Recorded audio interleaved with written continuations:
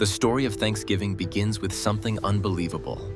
Families climbing onto a tiny wooden ship to cross an entire ocean, not for treasure, not for adventure, but because they were looking for freedom. Imagine a ship so small it looks like a toy struggling across towering waves, and nights so dark the only light comes from a few flickering lanterns on deck. For 66 days, the ocean never rests. The wind roars, rain slashes sideways. Children hold onto the rail as the ship tilts, parents brace against the storm, and the endless water stretches in every direction. No soft beds, no warm meals, just courage and hope. At last, land appears.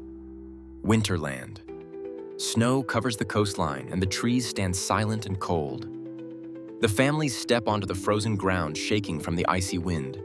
They have reached a place they will later call Plymouth. But nothing about this land is easy, and they are not alone. From the edge of the forest, members of the Wampanoag Nation watch quietly. Skilled hunters, expert farmers, people who have lived here for thousands of years.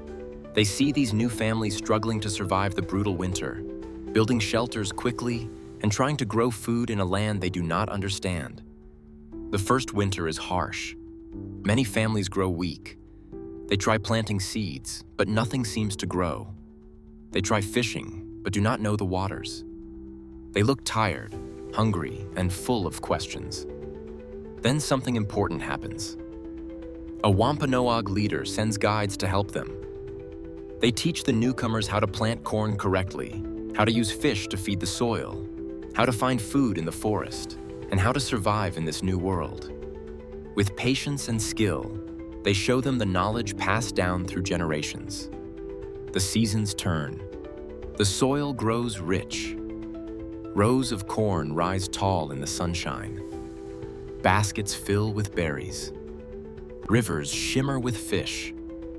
Families finally have enough food to smile, breathe, and hope again. When the harvest is gathered, the governor of the new colony calls for a feast of thanks. Word spreads like a spark. The Wampanoag arrive men, women, children, and their leader, Massasoit, carrying food, game, and gifts.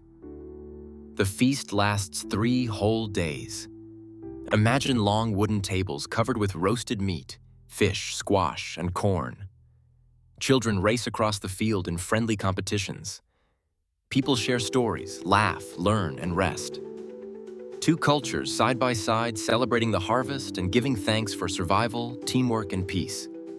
Centuries later, as the nation grows, President Abraham Lincoln declares a National Day of Thanksgiving, a moment each year for everyone to pause and remember the blessings they have been given. Today, when families gather around the table, they are remembering a story of courage, kindness, learning, and gratitude.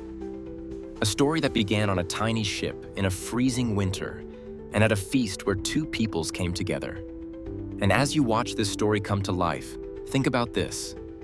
If you had been at the first Thanksgiving, what would you be thankful for?